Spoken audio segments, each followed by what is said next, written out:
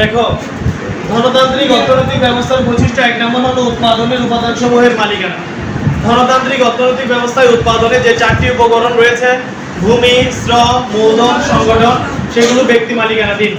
যদি সমাজতান্ত্রিক হয় সেগুলো হবে রাষ্ট্রীয় মালিকানাধীন। মানে কোনো একটা পণ্য উৎপাদন করতে গেলে যে 4টি উপকরণের প্রয়োজন, সেগুলো যদি সবগুলো পুঁজি ব্যক্তি থেকে দেওয়া হয়, সব কিছুর মালিকানা যদি ব্যক্তি হয় তাহলে হবে ধনতান্ত্রিক, আর সব কিছুর মালিক যদি রাষ্ট্র হয় তাহলে হবে সমাজতান্ত্রিক।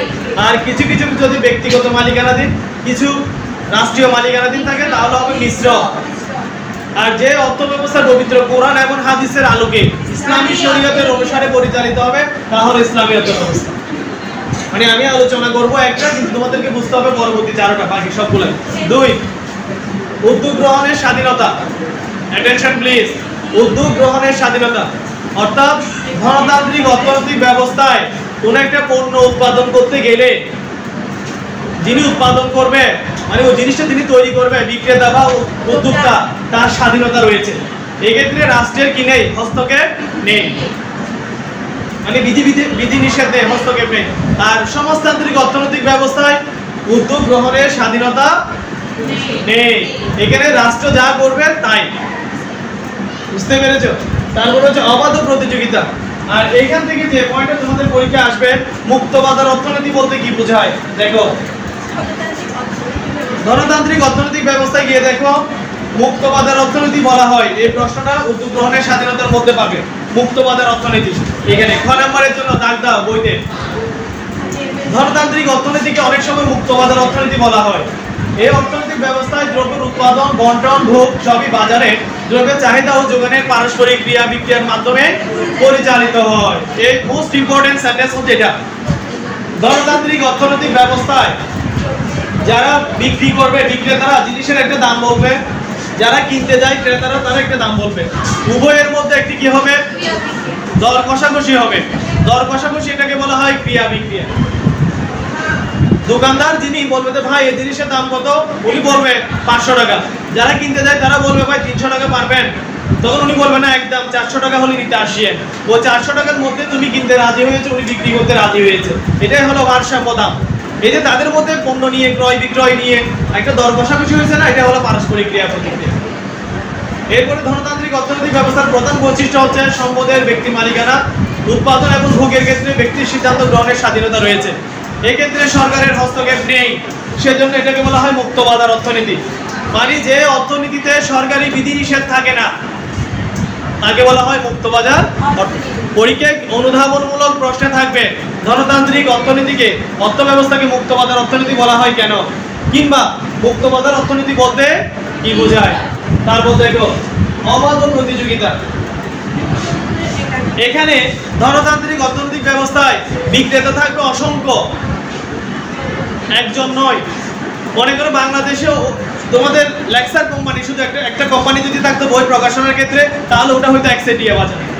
এখন লেক্সার, পাঞ্জেরি, জুপিটার, রয়্যাল, বিভিন্ন গাইড আছে না, square Pharma, popular Pharma, vaccine, বিভিন্ন ওষুধ কোম্পানি আছে না, তাহলে এখানে প্রতিযোগিতা রয়েছে।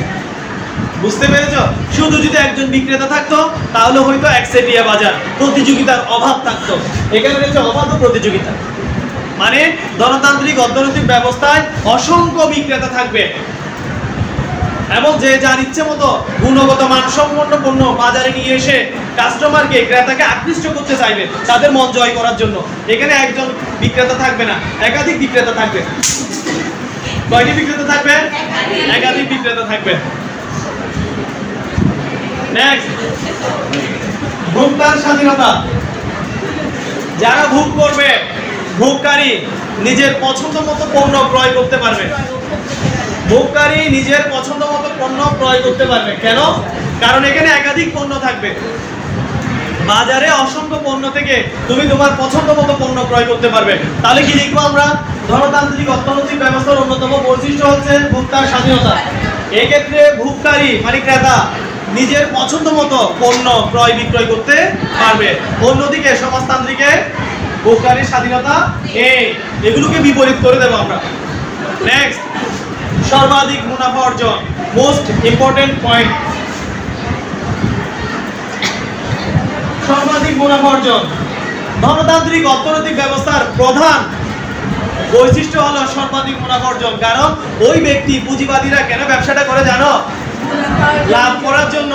তুমি ঠকলেও কি এটা আমার কিছু যায় আসে না, আমি লাভবান হইলেই হলো।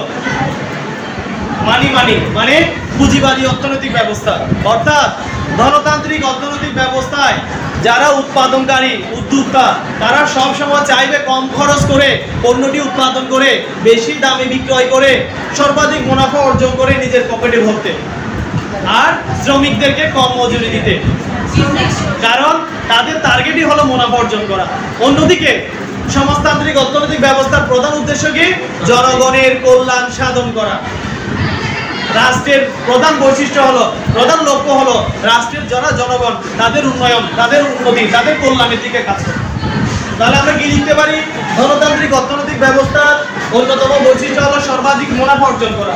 অন্যদিকে পক্ষান্তরে সমাজতান্ত্রিক অর্থনৈতিক ব্যবস্থার বৈশিষ্ট্য হলো জনগণের কল্যাণ সাধন করা। উদ্দেশ্য, তাদের উদ্দেশ্য, এদের উদ্দেশ্য হলো মুনাফা, আর ওদের উদ্দেশ্য হলো জনগণের কল্যাণ সাধন করা। ক্লিয়ার? এরপর দেখো শ্রমিক শোষণ। এটার উত্তর এর মধ্যে বলে দিয়েছি আমি। ধনতান্ত্রিক অর্থনৈতিক ব্যবস্থার প্রধান উদ্দেশ্য যেহেতু মুনাফা অর্জন করা, তাই এক্ষেত্রে মালিক পক্ষ, যিনি উদ্যোক্তা, তিনি চাইবে বেশি করে লাভ করে শ্রমিকদেরকে কম মজুরি দিতে। উৎপাদন করতে গিয়ে যে খরচটা হবে সেই খরচটা বাদ দিয়ে বাকি যেটা থাকবে সেটাই তো মুনাফা। তিনি চাইবে সবসময় শ্রমিকদেরকে কম মজুরি দিয়ে বেশি লাভ করে নিজে আরো ধনী বা পুঁজিপতি হইতে। তাহলে এক্ষেত্রে কি হয়? শ্রমিক যারা নিচু শ্রেণীর মানুষ, তারা আরো বেশি শোষিত হয়, তারা আরো নিচু হয়, যারা ধনী তারা আরো ধনী হয়। ফলে ধনী গরিবের মধ্যে ব্যবধান বেড়ে যায়, বৈষম্য দেখা দেয়। এটাই হলো শ্রমিক শোষণ। সমাজে আয় বৈষম্য দেখা দেয়। যারা ধনী তারা ধনী হয়, ওই এই জগতে হাই সে বেশি চায়, আছে যার ঘুরি ঘুরি, রাজার হস্ত করে সমস্ত, কাঙালের ধন চুরি। মানে ধনতান্ত্রিক অর্থনৈতিক ব্যবস্থায় শ্রমিক শোষণ বিদ্যমান। এই অর্থনৈতিক ব্যবস্থায় যারা ধনী তারা ধনবান হতে থাকবে, পুঁজিপতিরা আরো পুঁজিপতি হবে, শ্রমিক শ্রেণীর মানুষ যারা তারা শ্রমিকই থেকে যাবে, ফলে আয় বৈষম্য দেখা দেবে। তাহলে এটা একটা ঘটনার প্রশ্ন আসতে পারে, ধনতান্ত্রিক অর্থনৈতিক ব্যবস্থায় শ্রমিক শোষণ বিদ্যমান, কথাটি বুঝিয়ে দিব, কিংবা শ্রমিক শোষণ বলতে কি বোঝায়, আর এখান থেকে আসবে মুক্তবাজার অর্থনীতি বলতে কি বোঝায়। এখান থেকে কিছুটা বুঝতে পেরেছ? ধনতান্ত্রিক এবং সমাজতান্ত্রিকের পার্থক্য বের করতে পারবে? কেন পারবে না? গণতান্ত্রিক অর্থনৈতিক ব্যবস্থায় উৎপাদনের উপাদানসমূহ ব্যক্তি মালিকানাধীন। এ পাশে লিখবে পক্ষান্তরে সমাজতান্ত্রিক অর্থনৈতিক ব্যবস্থায় উৎপাদনের উপাদানসমূহ রাষ্ট্রীয় মালিকানাধীন। 2, উদ্যোগ গ্রহণের স্বাধীনতা রয়েছে, উদ্যোগ গ্রহণের স্বাধীনতা নেই। 3, অবাধ প্রতিযোগিতা বিদ্যমান, প্রতিযোগিতা নেই। এরপরে ভোক্তার স্বাধীনতা রয়েছে, এখানে ভোক্তার স্বাধীনতার অভাব। সর্বাধিক মুনাফা অর্জনই মূল উদ্দেশ্য, জনগণের কল্যাণ সাধনই মূল উদ্দেশ্য। এখানে শ্রমিক শোষণ বিদ্যমান, আর ওইটাতে সমাজতান্ত্রিকের শ্রমিক শোষণ নেই।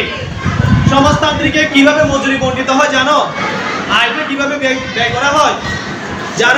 যার যোগ্যতা যতটুকু, অর্থাৎ প্রত্যেকের যোগ্যতা অনুসারে চাকরি পাবে, সে চাকরি অনুসারে পারিশ্রমিক দেওয়া হবে।